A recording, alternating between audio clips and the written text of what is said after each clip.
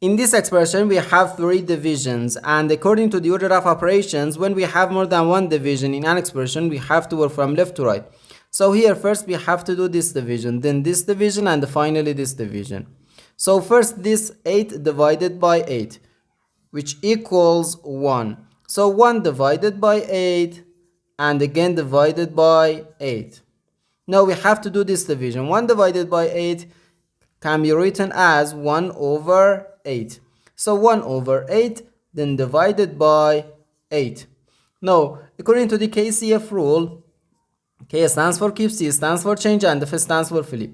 We can write keep the first fraction, change division to multiplication, and flip the second fraction. So we have 1 over 8 times 1 over 8, which equals 1 over 8 times 8 gives us 64. So 1 over 64, and this is our final answer to this problem.